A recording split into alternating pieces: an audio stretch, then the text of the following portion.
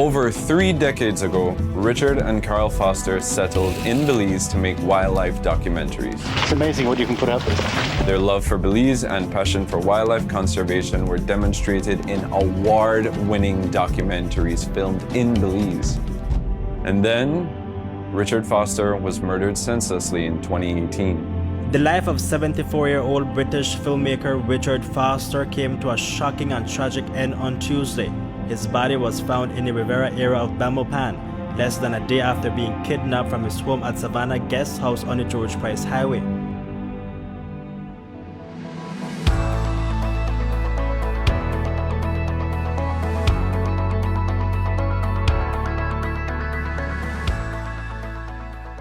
Good evening, and welcome to this year's first episode of The Conversation.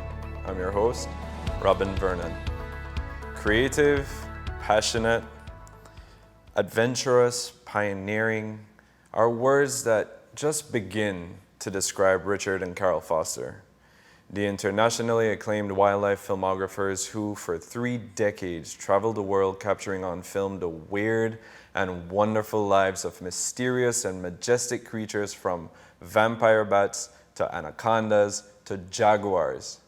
This talented couple made Belize their home and over the years produced seminal film documentaries of Belize's natural wonders, including Amate, the Great Fig Tree, which I'm sure a lot of people remember from the past, Path of the Rain God, Night Stalkers, Realm of the Serpent, and Tales from Belize, to name a few.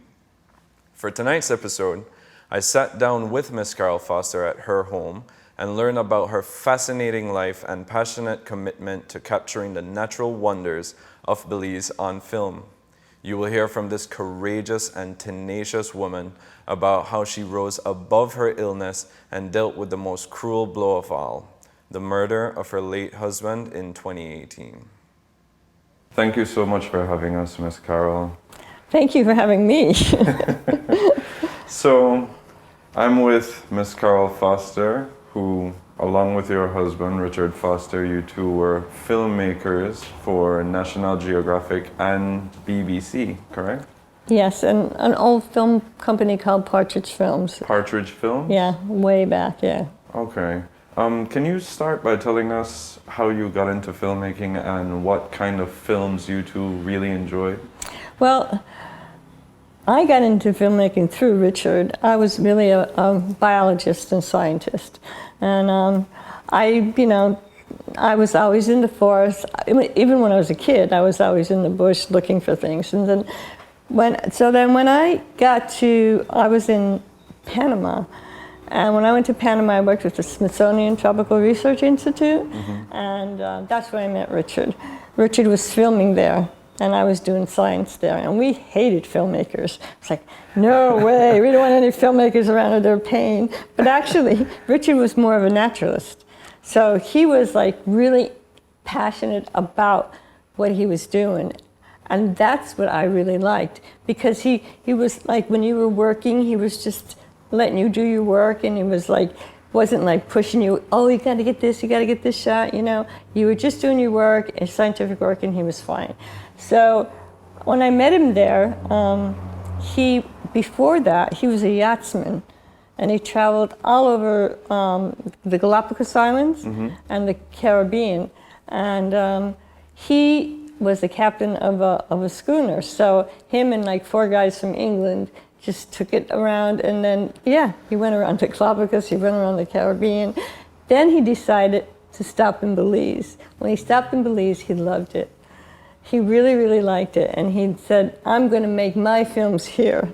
And he met this guy who had a plant industry, and he was working for him. And then when he was there, the guy with the plant industry, then Richard went out with a camera, and Partridge Films gave him a camera to start shooting. Mm-hmm. And then when I met him, he said, do you want to start making films? And I said, yeah, sure, you know. And I said, I'll find the stories. He did Amate. I think it was the first wildlife documentary film in Belize. Okay. And he had to build sets because at that time, was in 1980. He came in 1980, 1979. He made Amate 1979 to 1981, and he had to build sets because we had a lot of forest in Belize at that time. It isn't as easy as it now. It's not even easy now making wildlife documentaries. So he built huge enclosures. In fact, I have a shot of him in the first tower he built to take, acorn woodpeckers or something like that.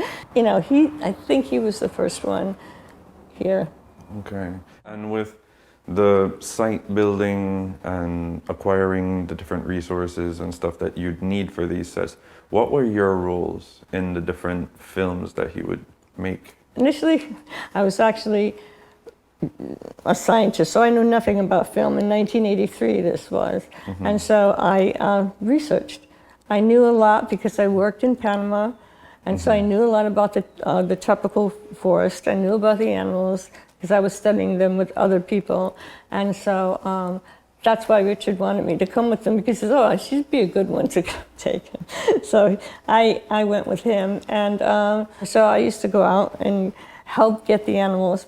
We used to get the animals, but put them back in their environment. We never used to keep them there. We used to put them back in the environment. So if we got fishing bats, say, then the fishing bats, we go out and catch the fishing bats with these big nets along the river, and then take them back to their environment. Let's just backtrack to when you both came. When you came, how did you get set up, and where were you set up when you and Richard arrived? Well, Richard arrived first, and then he went to Borneo actually to film, and then he came back to Belize, and then I was still in Panama, and then I just came to Belize. He asked me if I wanted to work on the films, and I said yes, and then I went to Belize. And where were you guys located in Belize? Mile 28 and a half on the George Price Highway. Okay. It used to be the Western Highway, but yeah. And so we're back in the Pine Savannah, so that's where we were on the Pine Savannah. And I was told that you both had a major hand in the development of our zoo, correct? Yeah. What happened, Sharon Mottola was there at the time, and she was starting a zoo at our place. So while she had the zoo at her place, we were trying to film at the same time. So it was crazy. We get everybody coming to buses, all the kids came. Sharon started to work with Richard.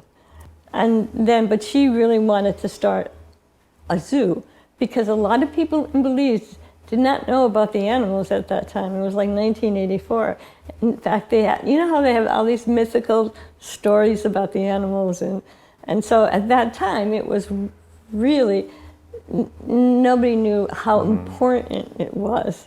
And so Sharon was really wanted to do that. So at the time there wasn't a lot of awareness about the different animals that we had in our country? No, there's not a lot of awareness about the animals at all. So Sharon wanted to make sure, because people used to tell her these stories about animals, and she says, oh no, that's not true. And with all the work that you both did, how many films would you say you've made? Oh my God. I think we made about, when it comes to even little ones, or half hours or hours, I think we made about 30-some films. 30-something? Yeah. 30, something like that, a little bit more. So what was the first wildlife film that Richard did in Belize? It was Amate. Amate? The Great Fig Tree. The Great Fig Tree. Yes, and it was called the Great Fig Tree because of all the animals that, lived on the tree and depended on the tree and everything. And then he found the tree and howler monkeys in it over Bermudian Landing.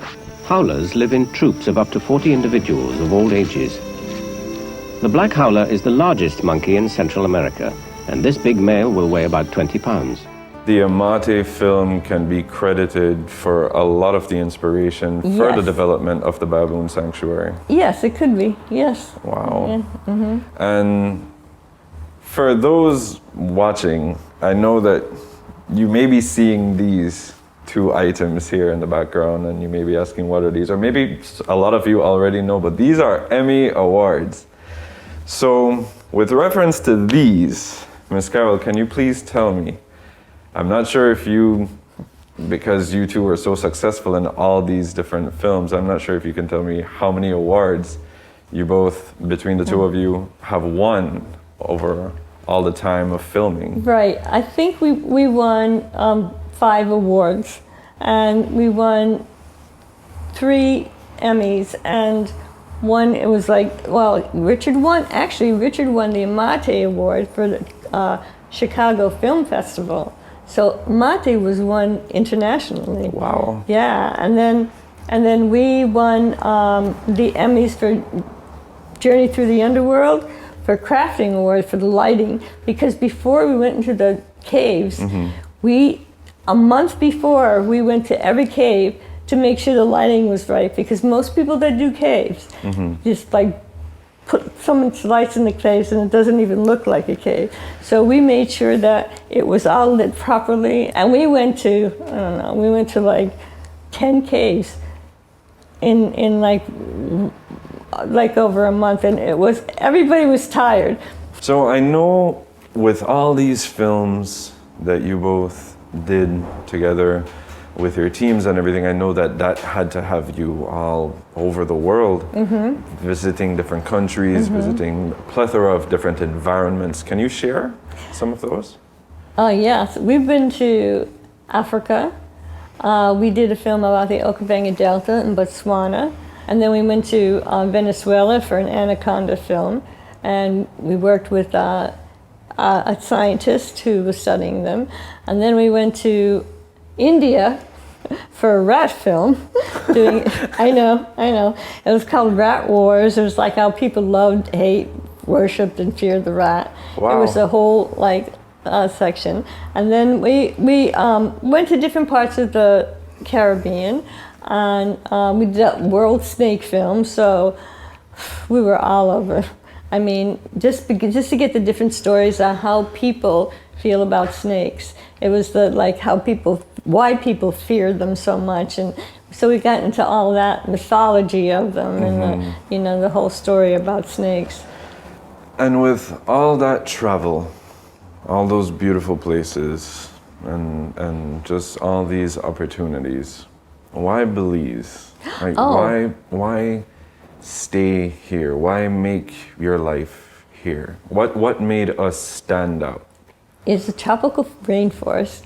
Richard and I and because it had different types of forest, Belize. It had the pine savanna, it had the mountain pine ridge, it had the deciduous rainforest. We loved it. I loved it. When I got here, I became a citizen, and Richard was a citizen, and I became a citizen, and I just love it here, and I have lots of friends, and I was so glad that we made this our mainstay, and then we just went out from here. Viewers, we will take a short break and return to our conversation with Miss Carol Foster.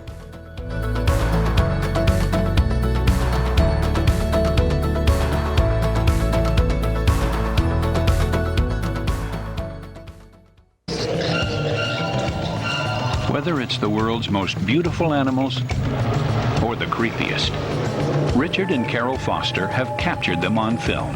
Take 2, scene 70. Look, no leeches. You bit me. Biting you? I know he's biting. I remember this thing running up my naked body, and it gave me the total heebie-jeebies.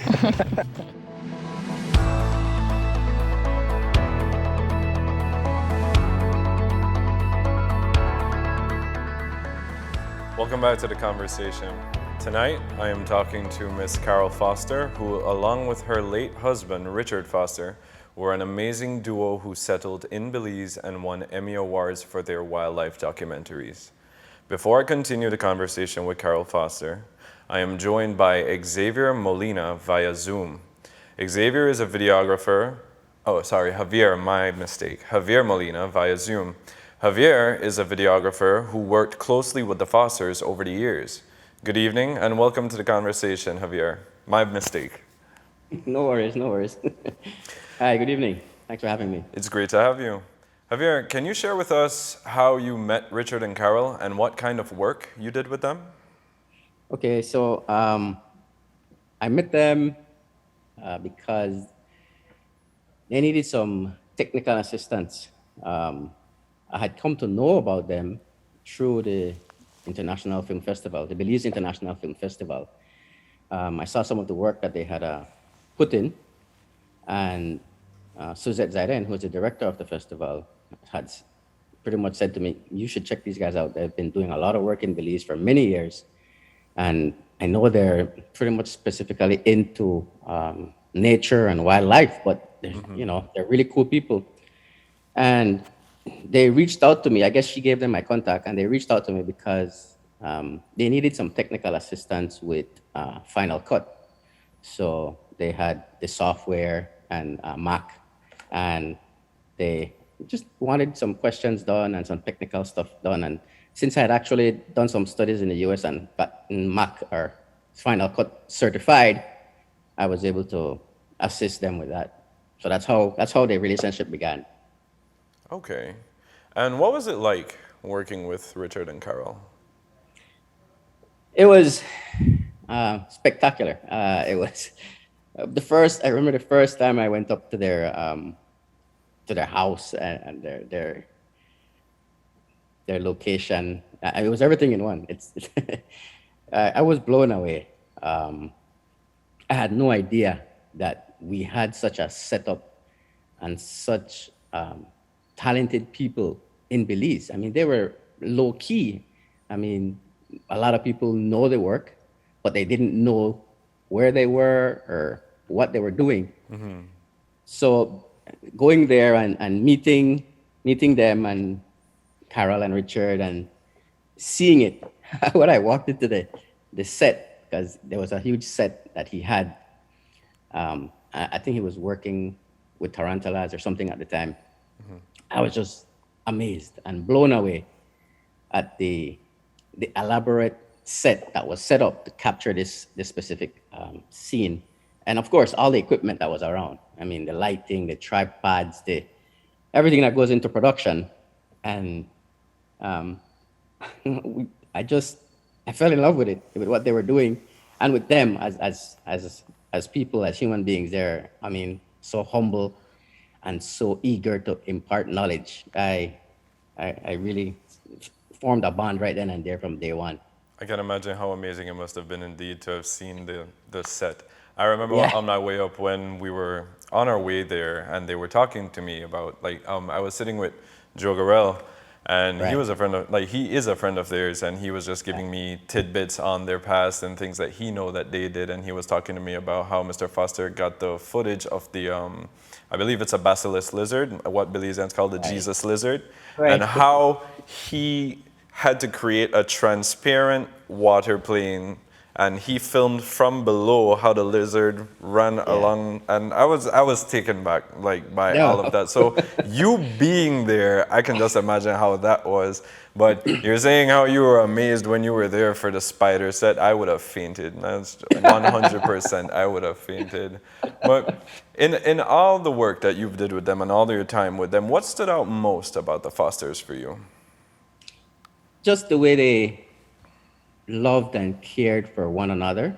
I mean, the relationship that they had and the way, you know, as a couple, how they worked together, that was amazing to me. A lot of people, I guess, strive for something like that, but for you to fall in love with somebody that loves what you do and be able to work together, that was amazing. And they did it well. They balanced each other out. I can imagine.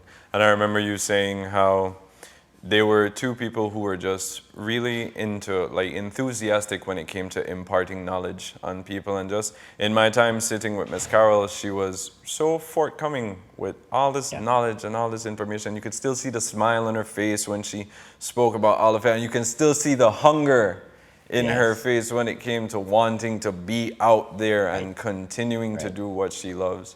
So that passion, it's something that it's inspiring, it's motivational, it really, it touches you, right? It's addicting. It really is. It rubs off on you. Yeah, it pushes you. Well, thank you so much, Javier. And let's go back to the conversation with Miss Carol, and we will continue after that. I know that Belize has done quite a lot in recent years when it comes to acquiring resources for any form of work or any form of service. Back in those times, I don't know how Belize was back then, but when you had your studio, when you were making your films, how was it working in Belize? Like when it came to either getting equipment or to get human resource like film, like crews or cameramen or anything like that? Like how was working in Belize? It was difficult because there's not a lot of technology. There's not a lot of stuff. So we actually got it from, basically in the beginning from Partridge Films, and they send us stuff from England out to us, like lights and stuff that we need. And it was hard to get it back and forth. Remember too, we had film. So film was like $120 just for like the roll of film we had. And then it depended on what time, so that had to go back. We never saw our stuff. We had to wait until they got back to England to see our stuff. So anywhere you were, I mean, it was difficult in Africa and anywhere. And especially at that time, it's not like it is today, but it was difficult. And the humidity, it was, it was like we had to make sure about the humidity, of course, the bugs, all that stuff, And despite all that, you both made it work because we wanted it. Belize was just the place. Yes, that was it. It was the place. And we were glad there was a lot of bugs, because we didn't want anybody else to come down. We're going, oh good, maybe they won't come here, That's funny. And I understand that you both had a guest house? Yes. After we got older, we decided to make the film base, because that used to be a film base, and this film base, people used to come down and either do sequences with us or work for us for some things from England, or mostly from England. People came. We had some people from the States. We had a film school, and we had some people come from the States and lived in that place. But then we decided later on, when we weren't doing a lot of films, it was decided to make that in the guest house. And it was one of our friends who suggested it to us, because we would never think of that. We never dealt with any tourism, but we wanted everybody to know about Belize. But this time we figured, let's do it. So when we did it, we took them around. We kept sets, and we took them around and showed them why we did the sets and how we did the sets. In fact, we had a set in the back. And the set in the back we used for bats. So we had a bat film. We filmed a bat film. And the bat film was about how this hunter used to go out in the forest, and this was one bat, go out in the forest and builds his tent and eat his food, and we showed all that. But everybody got vaccinated before we did this, right? And then we had vampire bats in a little enclosure on the side, so they would roost, and then they would come out and they would feed on him. But in order to show what exactly happens, is that these bats go to the warm spots on your body. That means that's where the blood is flowing the most. So they'll come, and they're with their teeth, and their teeth are sharp, and they're like scissors, like a blade, and they just scrape it, and then they lick it out, and it's an anticoagulant, so it'll keep bleeding. That's the problem. And so then the bats will fill their bodies up, and then they'll pee it out. And you can see that with the thermal camera. You can see even in their bodies that it turns like an amber color. So it's the warmth of the bodies. And every night they would come back, but we didn't do it every night. We just didn't like. I was about to ask, but I need to ask for the people watching. So this gentleman, he volunteered. Yes. To be. Yes, he nicked by the bat. Right, but before that, Richard did it. Oh, really? To make sure it works. So before that, Richard did it, and they go, okay, and he bled. He bit him on the, he's like scraped him on the toe. And on his toe, it kept bleeding and bleeding. I said, Richard, and then he gets scrapes on the side by another one. And it's like, the sheets were all blood. We were like rolling around. I go, oh my God, what are we gonna do? But it was fine. I mean, it stopped bleeding after a while, so it's okay. And it wasn't we made anything sure, too deep or anything. Yeah, like we that. made sure that nobody really got, badly, probably hurt. It's. I know it sounds like really awful, but but it's amazing to see the commitment to the film. Yeah, we would go to that extent to get what we needed to get, but we made sure everything was right. And actually, everybody knew. I mean, every time we have to get an animal, we get a permit, or they would know. But in the beginning, it wasn't like that. There was no really conservation setups. There was nobody, I don't know, it must have been Tales of Belize, when we did this film, Tales of Belize, during, I think it was in 1999, something like that. It started to, people started to be more aware of what was going on. And with the raise of awareness came the raise of conservation. Exactly. And there was conservation here, people already here. But we were able to go with scientists, and a lot of scientists from overseas came and studied here. And so we worked with scientists a lot in every country, only because it takes so long to find the animal first. Yeah. Then they run away from you second. So you have to be able to know what the scientist does. You do that, and that's how lots of times we get our footage. Okay. And I'd imagine for you both, with all these places that you visited and everything, it was nice to see these conservation efforts grow. Yes. As time went by. Yes. It was important, right? Yes. Oh, yes. It was really important, and everybody, all the people, a lot of people were into conservation. A lot of people love their animals. A lot of people, started getting into more and more, and it was just nice. And what happened is a lot of people started to go into filming, which was great, and I loved it. I mean, everybody here, you guys are here, it's great. It's really great, and I'm really happy for that.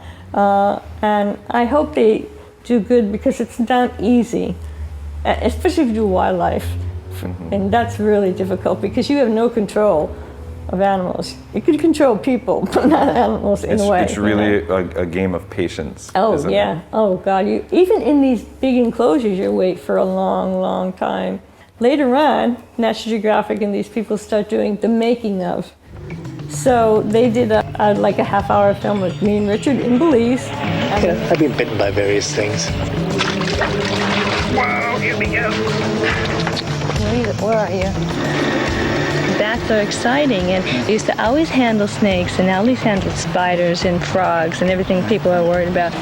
So they, we went into the cave, then we went to the Anaconda film, and they followed us there, and what we had to do there. So they did show some of the making of the films. So they started to move into being able to show the effort that went into it. So that's great. Yes, they did. They started doing that. So they did that with us here, and it was funny, but it was good, because then people realized how long it took, And with to steer away from that a bit, and with all these years, all that work, all that effort, everything that you guys were putting yourself through physically, when did you start to realize your health condition? I was in Venezuela doing the Anaconda film. And when I was there, we were working out in the field, looking for the anaconda. And I had a sharp pain of my back, of my spine.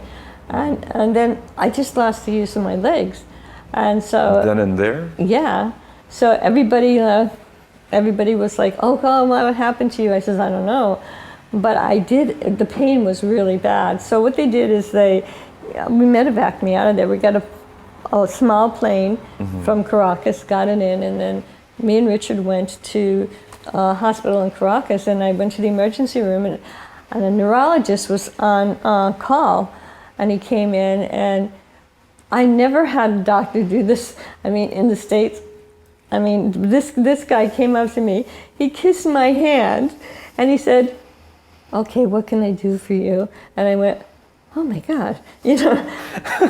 I said, "Oh, my legs, they're not, you know, working right." And he goes, he lifted them up and he went, "Oh my, okay, so we're gonna go do an MRI with the contrast." So we went to do an MRI, and he found little spots on my spine. And he says, "Okay," he says, "I'm gonna take you to the radiologist and we're gonna sit down and we're gonna look at this." And he said, "We think you have MS, multiple sclerosis, and these spots could indicate that." And I said, "But why would I have a, you know, sharp pain up my spine?" He goes, "You could get any kind of relapse thing." So it was a bad relapse. I was like, so I had to stay in the hospital for 10 days, and they said to me, like Geographic called, and they said, "You know, you could go back to the States, don't worry about the film." I said, I says, "Look," I said, "I worked hard to get this started. I'm going back." And I says, "I got a doctor. He gave me his numbers. He gave me, if I get an infection, I can get any kind of antibiotic I want." And I said, "I'm staying in there." So I did. I went back, and lots of times we were in a vehicle. So we were in the vehicle driving around. If I ever had to get out, we got out. And we put me on the ground and we filmed. And I was sitting in the chair at one time in the swamp, and they were looking for this anaconda, this big female, and they couldn't find it with no shoes on, you know, and they're fiddling around. And I said, I saw these birds like yelling and screaming, and, you know, I'm going, "Hey, these birds over here, that anaconda's over here." Nobody's listening to me. I'm going, I'm in the director's chair here. I said, "I know that anaconda's over there." And they go, "Okay." Richard went over, and he goes, "I feel like there's a tire under here." And then Jesus, the researcher, went, "Oh my God, that's the anaconda, stay. He goes, "I'm not staying here." And he just put his foot down, and Jesus came and grabbed him. He just kept following the scales a certain way, and he grabbed him behind the neck, and it was the female. And I said, "See, you don't have to have legs to go do that." So we did that, and so that, you know, but it wasn't that I was in pain after that. They were just worried about infection. So I said, "No, I'm gonna see this through." What year exactly was it that it got worse? Like That was in 1997. 1997. Yeah, 1997. So that's when it started, Right. And then you bounced back, Yes. where you gained back feelings in your legs, and then as time went by, it just gradually got more severe. Right. It gradually got more severe, but it wasn't bad once I got the right medication. It stopped the relapses for a while. Okay. So, but it was really expensive medication, so the insurance companies would sometimes pay for it and not pay for it, but it was expensive. Then once I got off of it, then I started to relapse more, and that was about 5 years ago. Okay, but it never took away any of your No. joy. It never really took anything from you. No. Because you really ensured that you gave your all to these films. Right. To you gave more than what others were giving. We're really passionate about stuff. We got really I can interesting. see that, yeah. We got interesting behavior that nobody had before, and I can give you one example. There was a snake we filmed, and it was called a cantail snake. It's like a moccasin in the States, right? But it's called a cantail here. And we stayed with that snake until it gave birth.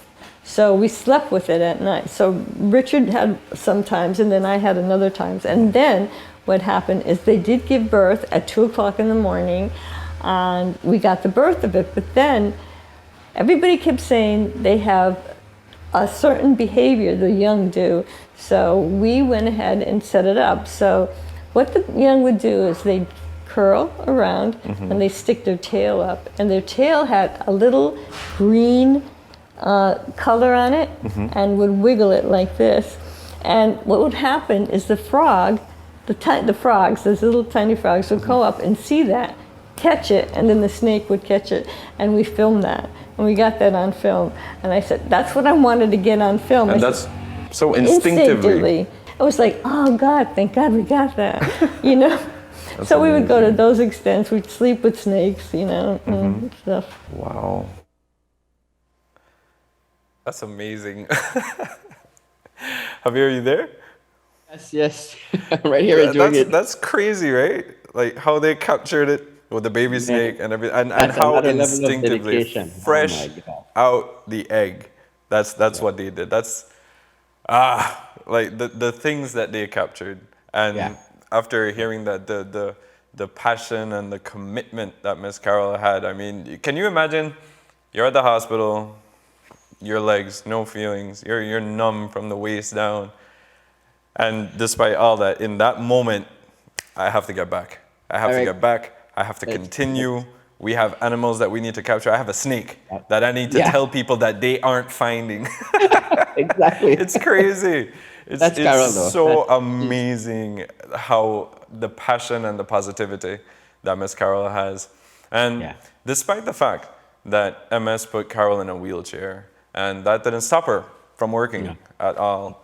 Did you work with them during that time when she was battling the MS? And if you that's when I came to know her. When I knew her, she was already she was ready, and I guess that's why she kind of needed help with her computer, because she was now not as mobile as she used to be. So her work shifted to more of the editing. So she wanted to do some editing on the computer. So that's why she called me to come over to the house and to help show her a little bit around Final Cut and more of the technology as it was advancing, because it was no longer a film, it was now digital. And so that's where I came in to try and assist with that. And I've been doing that for many years now. I used to love it when they would call, because I was like, oh man, I get to go up and... It's like a field trip. Yeah, exactly. And I would go and at the time she was living in the house where the house is, and then the set is over on where the guest house is. Okay. And then I would go with Richard and just sit down, and he would just go through he would just start hauling out equipment, film cameras, and just start talking and explaining, and we would get, both of us just got carried away. Carol would call, where are you guys? I was like, oops, gotta go back, you know. But just sitting and listening and talking to Richard, and he's an open book. He will tell you any and everything that you want, and he will show you. And I love that, going up there and seeing all the stuff and just talking to him and spending that one-on-one time. That's one of the things I really miss, you know, just that mentor that was there. And I wish I had gotten to know them earlier, but I cherish those memories for sure. I can imagine it must have been an absolute pleasure and a privilege to be able to sit with the Fosters and speak with both of them. And still with Carol today. Still with Carol today. I mean, I can see she wants to do a lot more. She does. She's very hungry for it. One of the things is her slides. There's a ton of slides that she asked me to help her, you know, get digitized. And we spent a lot of time on that, trying to get it properly. She finally got a slide scanner, which is helping her a lot with that. Okay. But there's so much that she wants to do, and the drive is there. the mind is working 100%. Just the body is not, you know, some days she's weak. She'd call me to come in and then, you know, just say, I can't today. Today I really can't. I'm tired. I'm not feeling well. And so, you know, we reschedule. But whenever she calls me, I try to make the effort to go up and just to see what I can do for her. And I feel it's very important that you continue to do that, because in your own way, you assist Miss Foster with feeding that hunger, with helping her, with not letting any of this just wither. Which actually brings us to the next question that I was going to ask you. If after all these decades, after all their hard work and everything that Miss Carol faced with her health, did at any point in your years working with them, did you ever see their passion for filming wane with age? Not at all. No, it's like I said, to this day, it still hasn't. She's still, one of the things she really wishes she could do is impart and to teach. And I've seen it personally. She's reached out to Galen, to UB, to so many different people to try and impart that knowledge, but nobody has taken her up on it. And I think it's such a shame that we have this great resource here and nobody wants to take advantage of it. And she's so willing and wants to do something, you know? I agree. I wonder what the possibility would be to do something like maybe like a podcast or something like that from her home. You know what I mean? Like her own segment on the internet. You know, something like it. My mind's just running, but I refuse. Right. Like you, I refuse to see all this amazing wealth of knowledge and the footage and the pictures and. I refuse to watch that just go down. Like I genuinely, and I'm sure many people here as well refuse it just as much. We're just as passionate about it, but nowhere near as passionate as Miss Foster. I know, as they are. She's a fighter, man. I mean, after everything she's been through, oh my gosh, just to see that flame in her not die in anybody else. A smile that has not dwindled. It's crazy. It's crazy. The things she's gone through, I mean, with Richard and then her mom and her sickness and then having to move from her property. One of the projects I shot for her before she moved was the relocation of her crocs, the crocodiles that she had in her pond for a while.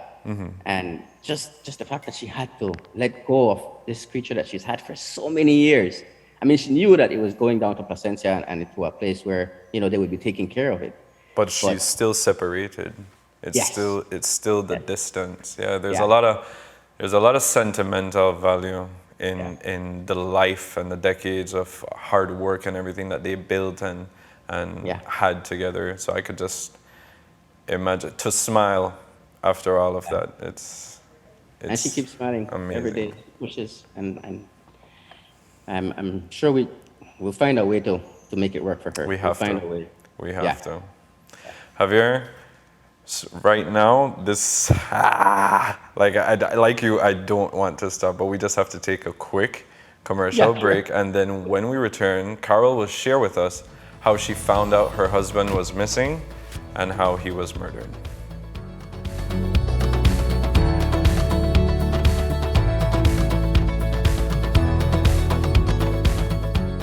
Foster's body was found by a resident of the area who told News 5 that the corpse was seen dumped near the creek. According to the eyewitness, Foster was without a shirt.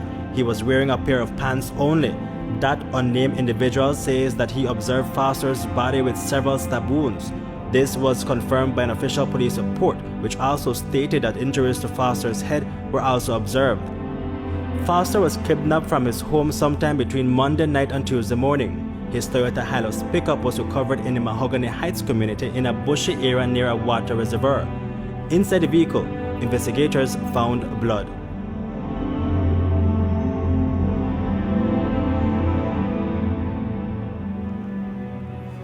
Welcome back to the conversation.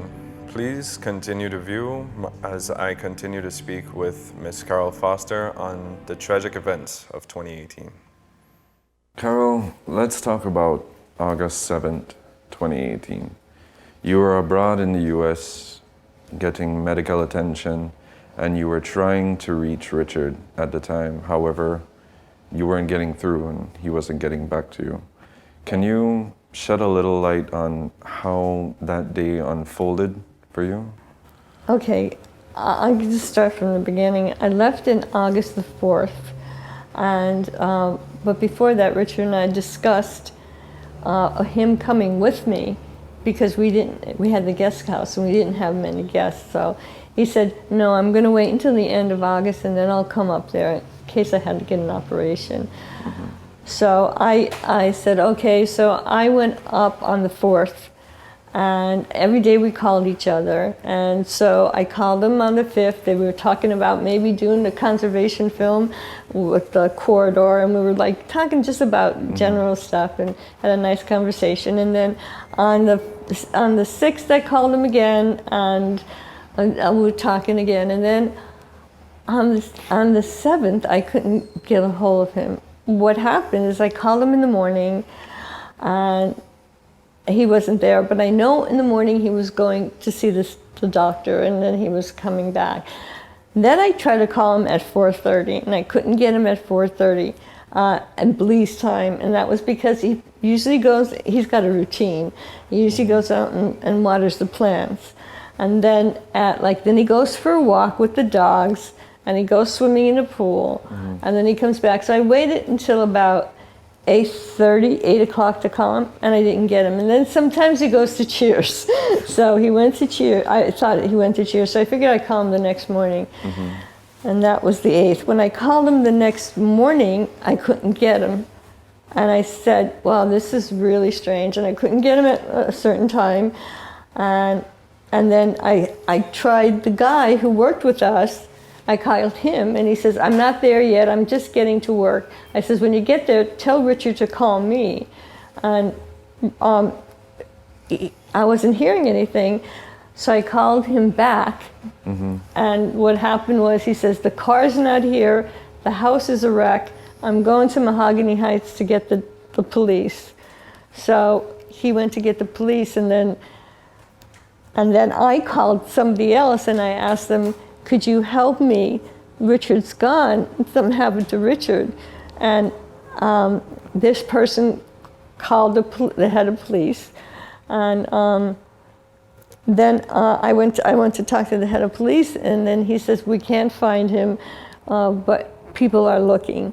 And everything else is hearsay, but that's what my experience was. I booked a flight right away, and I didn't get here until the 9th.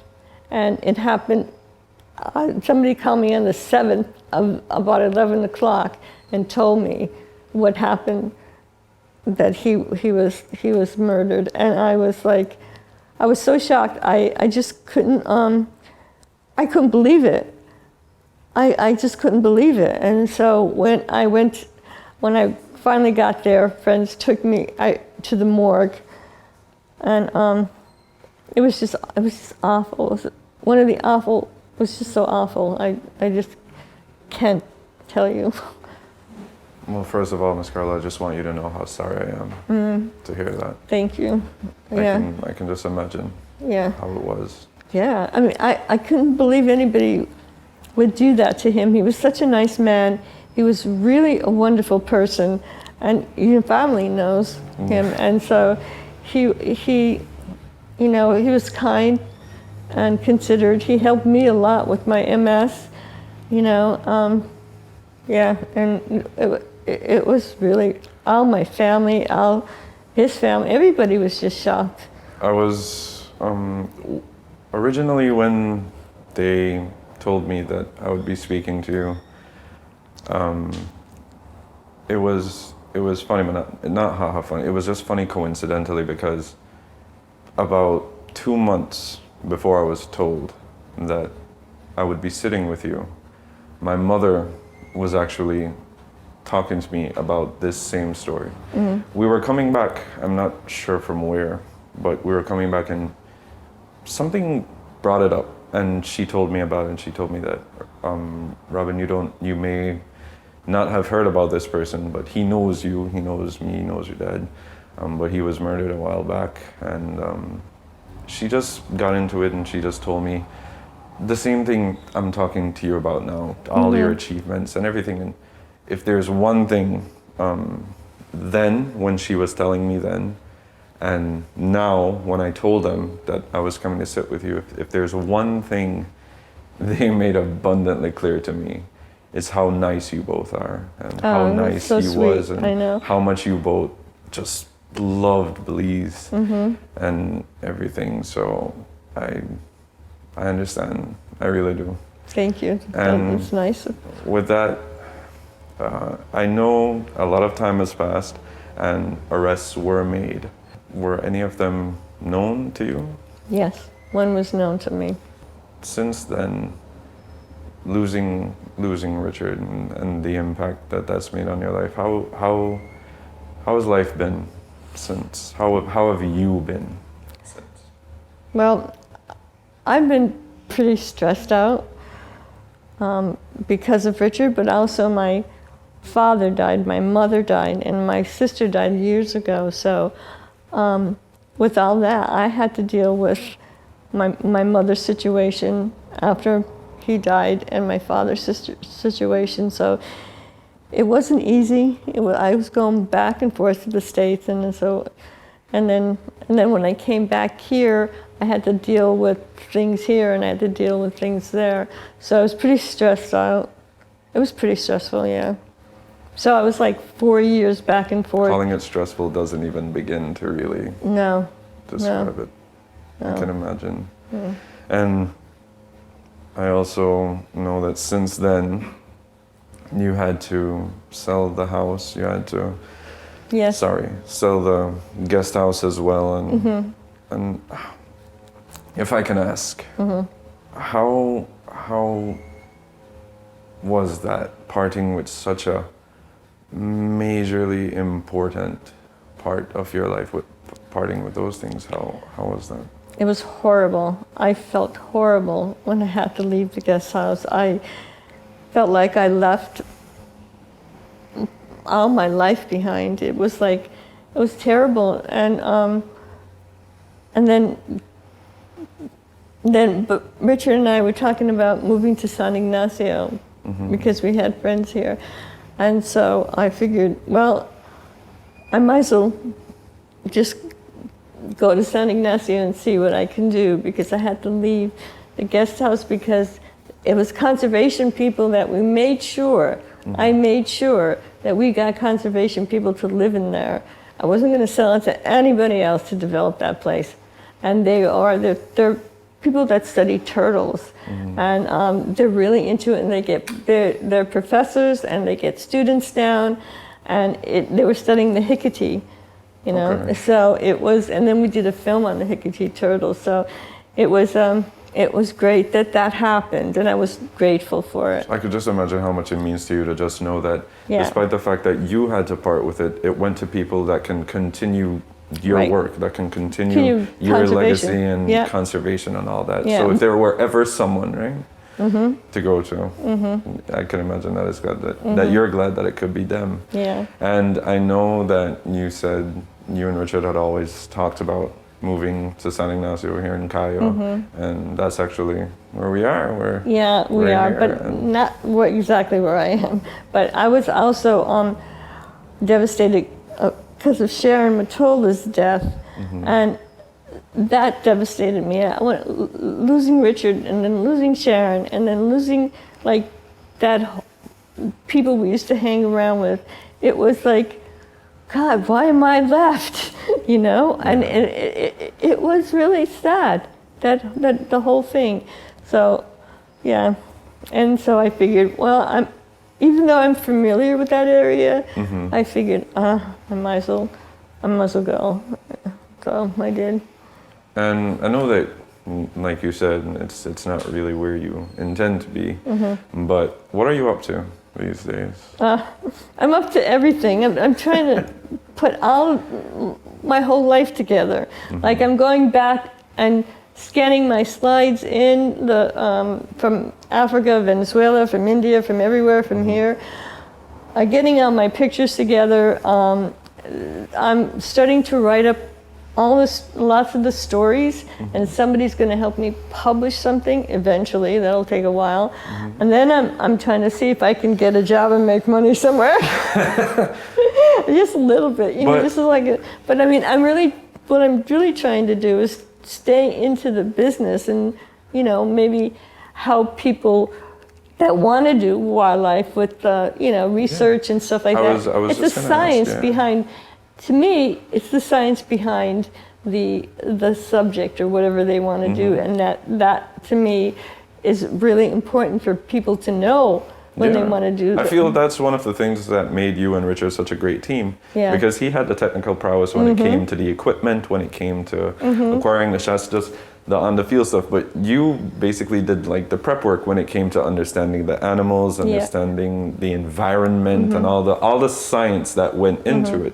But Richard knew a lot of science. Richard was a naturalist. He knew a lot of science in Belize because he was here before me. So he knew a lot here, and then I just added on from what I've learned in Panama because I had to learn Belize. But in other countries, yes.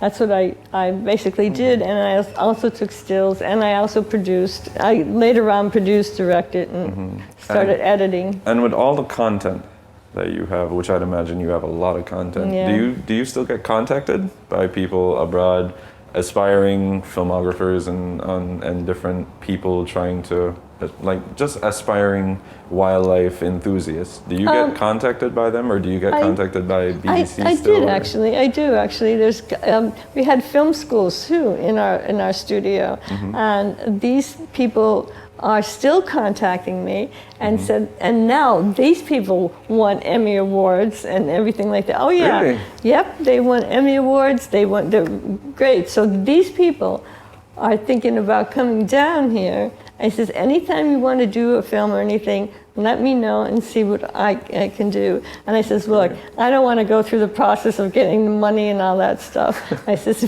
I will definitely give you ideas, and we can maybe work together. So there's still maybe that opportunity. Depends on my health, but also I think I would prefer, like, maybe, and there would be other people working that are people from Belize working, you know, too, with them, or, you know, whatever. Yeah. And I would love to see somebody do a film on the corridor.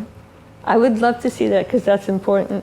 And that would be a good film to solidify things, you know, because they had to change the corridor because of some sugar farms that they're looking. So, but anyway, it would be a great thing to do. So I keep thinking that in my mind, you know, but. I'd imagine that there would be someone out there willing Oh, yeah. to do it. Yeah, Yeah, or I many think people really willing. That would be a really good thing. Anyway. Yeah, I can imagine. And now, from you, a knowledgeable scientist and someone who's had a great deal of experience within wildlife filming, what would be your advice? What would be something you'd want to give for viewers who are aspiring photographers or filmographers themselves, who would want to maybe delve into wildlife photography, wildlife filming? What would be your advice? Oh, God. I look at it as, well, for one thing, I would say that, first of all, you have to have a lot of patience. Second of all, you gotta buy the equipment. You gotta get the stuff going, but you can do it yourself. You can actually go out there. If you have the lenses and the tripods and the stuff like that, go out there and look for the subjects. Make sure you know where they are. Work with a scientist all the time. I think the first thing to do is to, if you really like something to do and you really want it to do it, look for the scientists. Look to see what they're doing. See if it's possible. Make sure you do your research. Make sure you're able to write up something in a script kind of form, or maybe not even that. Just write up something you think how the whole film would go. It takes time. It takes time to learn how a film works. You know, so do that. Go online, check out what they do, like the script writing. Then make sure the pre-production is the most important thing to do. You know, and then go out and see.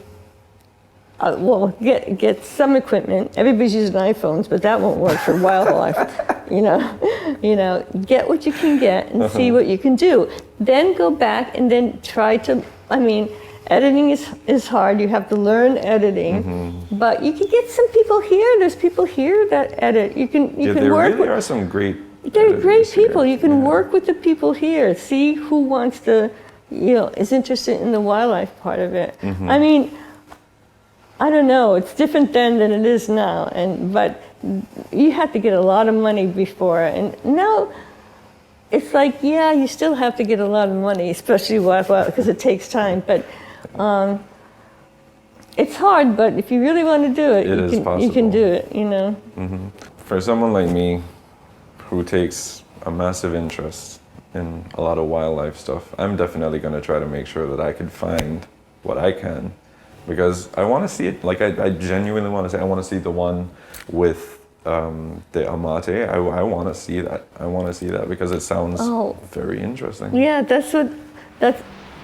I'm glad you said that because there are older people that said that they saw Amate in school when they were younger, and that's what set them off for wildlife. And also, Path of the Rain God. We were eating at Cheers one day, and all of a sudden, I was talking about Path of the Rain God because somebody was asking me about it, and this young kid who was like a tour guide said, "I saw that." I said, "Where did you see it?" He said, "I saw it in my school," and I went, "Wow!" And so it's kind of some things have gotten around, but are still there. Yeah. So, Ms. Carol, on behalf of us at Colorblind and really the country of Belize in both its people and its wildlife, we really want to thank you for all that you and Mr. Foster have done when it comes to raising awareness and really setting the foundation for knowledge of our country's wildlife, bringing that to the table when it comes to encouraging and inspiring conservation efforts in the country, and even truly bringing a lot of tourism to Belize. We thank you too so much, and we hope that with this, and even more beyond this, that we could immortalize both you and Mr. Foster's legacy.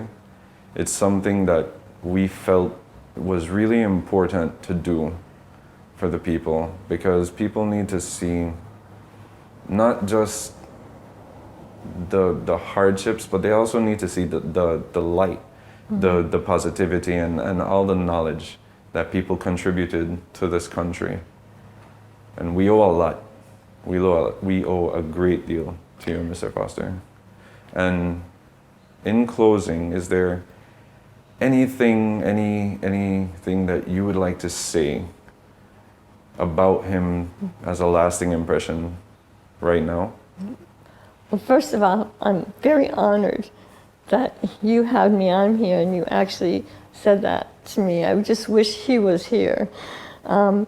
Yes, he was a very dedicated and just tunnel person. He just wanted to do what he was passionate about wildlife and about the environment, and he knew that man was destroying the environment, and he wanted to get it out there in any way he could. And we did wildlife and we did people, and through the people and through the wildlife, he really got it out there, and we both of us were on the same wavelength. We both thought the same way, and so I was dedicated, and I loved the forest, and I loved going out there and watching and taking stills. So the both of us were like that, and so I'm very honored that you had me on the show, and thank you very much. It was great. Thank you, Ms. Foster. Thank you.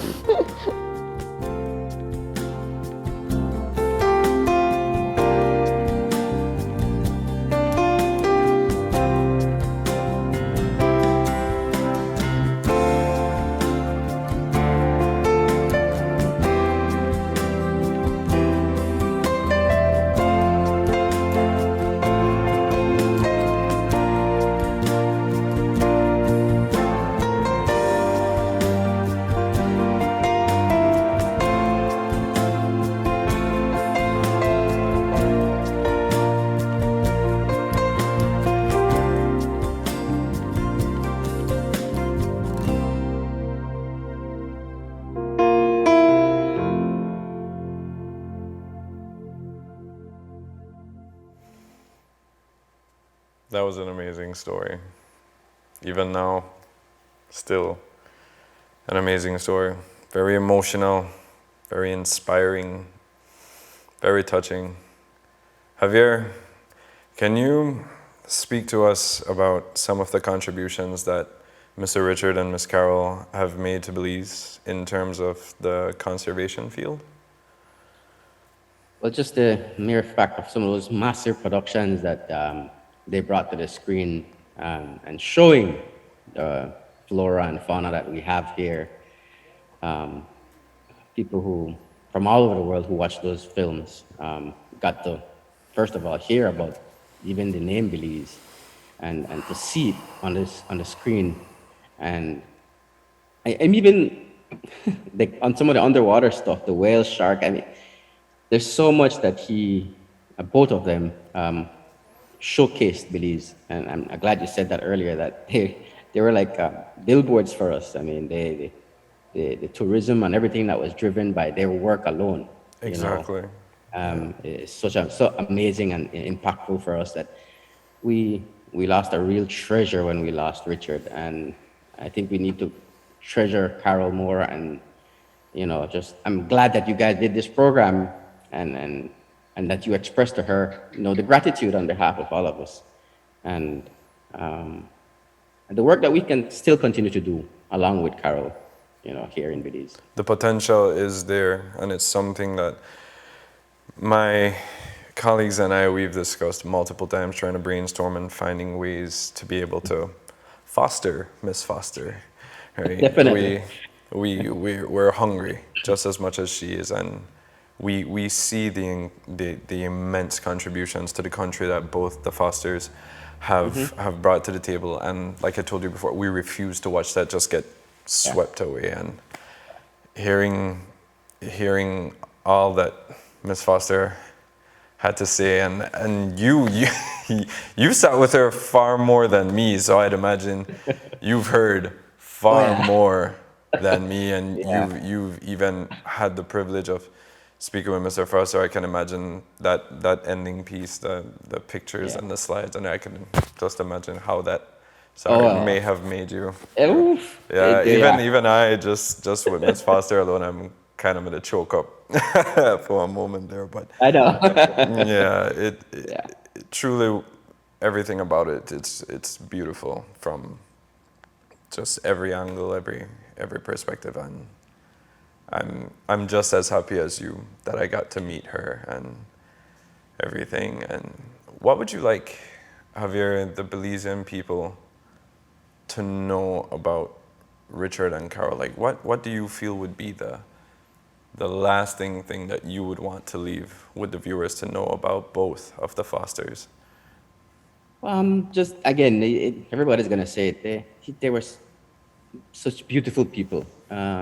Richard, his whole demeanor. The minute you meet this guy, his smile and his goofiness when he wants to be, and his love for life, love for Belize, and bringing it across. Man, it was amazing to see that. And Carol shares that as well. And I think we just need to come together, and those of us that really have that interest to be there for her right now, because she does need us now.